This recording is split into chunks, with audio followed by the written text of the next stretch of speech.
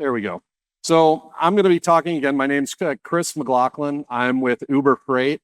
Longtime industry participant in this fraud and risk space. It's been really energizing, quite frankly, over the last couple of years to really see the elevation of some of the things that I've been kind of preaching about to the industry for years and years. Unfortunately, it had to come through everybody in the room basically experiencing what we're going through from a fraud perspective. But it's been really interesting the level of collaboration and the conversations that we've been having over the last several years. As we dive into this and thinking about a multi-layered approach to fraud and risk management, again, it's a top-down, bottom-up perspective. I like to think of these when I'm structuring this within the organization, concentric circles, right? When you think number one method or theme within security and risk management, there's never one single silver bullet to solve a problem. There's never one way to go about it. It's about layering, a layered approach. If one thing doesn't catch it, the next one will, potentially something a little bit further out. But when I like to think about this, it starts with the core, it starts at the center, and then works its way out. So the core is you and your business. So again, when you're thinking about fraud and risk management, think about your business and how you're going to handle this. An axiom that is commonly used is fail to plan, plan to fail. So from this perspective, know your organization and be ready, have a plan, how you're going to deal with fraud and risk in your platform. Next, after you build out that internal program, you know what you've got going on, look to that next layer. It's that communication layer. Internally, you've created your plan. Now you need to educate and manage that plan internally, but start going concentric layers out, talking to your carrier base about what your plan means, how it's going to impact them, why you're doing certain things from an onboarding compliance perspective, why you have to require two-factor authentication. These are all conversations that you should be having with the people in your space, as well as the customers and the receivers. They play an integral role into this battle against fraud. If we're not including them in the conversation early, that's going to be a problem. So we need to get in front of them early on. Next, talking about that transparency and industry and data sharing. It's a critical role. It's of critical importance as we get into these issues. I know historically, again, being in this industry for over 30 years now, people didn't like to share their pain points previously. When somebody had a theft, nobody was going out and telling everybody in the industry, I got burned. These are the people that were doing it. We've got to get over that stigma and start and be willing to share our pain, being willing to share our incidents so people can learn, so we can grow as an industry. Again, carrier lists, carrier databases, as we develop and engage more and more third parties, your carrier list isn't that secret anymore. Everybody knows these carriers, the community out there. We need to be more willing to share this data. Next, talking about the partnerships and the collaboration. It's not just directly within that supply chain. It's really anything that touches the supply chain. It's industry organizations. It's peer industry organizations like getting RELA and some of the other teams involved, working within our industry sponsors, Transportation Intermediaries Association. How do we engage all of these entities to better collaborate and keep this conversation about risk management and fraud prevention, keeping that at the forefront of our engagement? And lastly, like everybody in this room is talking about, is how are we leveraging this technology and making sure that we're taking the human element of our job and our execution and layering the technology that's available in the most appropriate and reasonable means to achieve our end. And as we start digging down, I'm going to go kind of a layer deeper, if you will, into these strategies.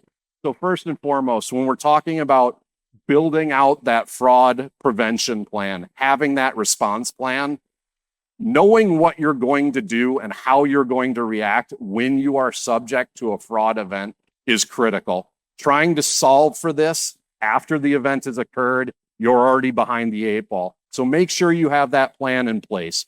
Tabletop exercises are a great way to think through this process and really understand what your vulnerabilities are, how you're going to deal with this, how you're going to engage. One of the elements, sharing a little bit of an internal conversation that we had during a tabletop exercise, we found that one of the single points of weakness in our response plan was our ability to translate to law enforcement and investigators detailed information about the cargo that was involved in the cargo theft. Again, a pretty simple, straightforward thing. Every load does have some general information, but law enforcement needs more than it was a load of widgets. They need to know how many pallets of widgets, how were those pallets packaged, how many boxes per pallet, that detailed information. We were struggling to get at that information in our tabletop exercise. Now, the unique solution here, it's not necessarily getting that for every load. The solution we look at is who at our customer, that shipping location, is the point of contact that retains that piece of data. Not that we actually have to have it for every single shipment, but who are we calling in the event of an incident, in the event of a theft? Who's that person that we need to get on the phone? How can we communicate to them? And it's not just one point of communication. It's not what's their phone number, what's the backup. So what's their email as well? And we incorporate it into that system. We require that level of information to be captured on every shipper that exists in our platform. So again, the value of those tabletop exercises, understanding how you are going to react to these situations, is critical as you're going through this. The last point I'll throw out there about tabletop exercises and some of the other vulnerabilities we have seen is make sure you're including people in these conversations like your legal team. I know nobody loves to talk to the lawyers. Nobody wants to involve the lawyers in these conversations. But a lot of time, your ability to share information quickly can get slowed down by your legal team. That's why you need to include them early. What can you share? What shouldn't you share? How are you going to deal with that as an organization? This also brought up some conversations that we were having. It was just an incident that we were dealing with 2 weeks ago. In one of our tabletop exercises, we were talking about, okay, we've identified a bad actor before they were able to steal, do anything bad in our platform. We wanted to run a sting exercise against those bad actors. Again, we had the shipping location on board. We had our platform on board. We had Southern California law enforcement ready to go. We were able to do that with speed in time because we'd already talked to our legal team. We'd already got their sign off on our ability to do that. And that came through one of these tabletop exercises of somebody just asking what if we stop these guys before we do it, but we still have them on the hook and we can go after them. Now, the unfortunate part with this story is somebody at the shipping location stepped in and their legal department said no. So again, having these conversations with your peers, with your supply chain ahead of time, if you know you have a targeted shipping location, have these conversations about if I have a bad actor on the hook and I think we can get a sting going on these guys, I've got the C-tip team ready to go. Have those conversations with those warehouses ahead of time before you get there. Sorry about this. I keep on going the wrong direction. All right. Training, awareness. You've created your plan. Now let's talk to the team about it. One of my peers would talk about, and this probably dates me a little bit, John F. Kennedy Jr.'s story when he was president, launching the space program and the mission to the moon. There was a point where he was going through one of the facilities, walking around, talking to people about their jobs, and he found a janitor in the corner sweeping up. And the conversation he had with the janitor was, "What's your job? What are you doing here?" And the janitor's response was, "I'm trying to put a man on the moon." Okay? It's the janitor. It's the guy sweeping the floors. You need to be thinking about this when you're thinking about your business.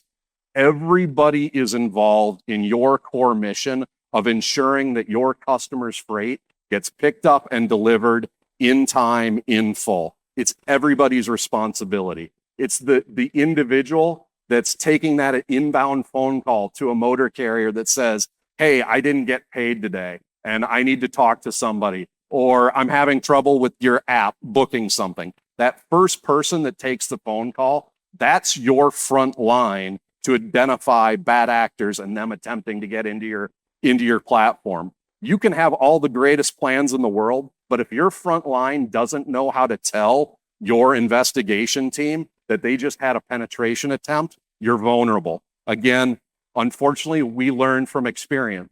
That's why when we think about training, we focus on at least one training event across the organization every single week. There is always something coming out to our network, whether it's a 2-second email that says, hey, remember our protocols. It's getting included in a lunch and learn event. We have training at every level. Once you set your plan, you've got to be constantly training your organization in that plan. And also talking about these collaboration events. You should be having these discussions with your customers, with your shippers before there's an event.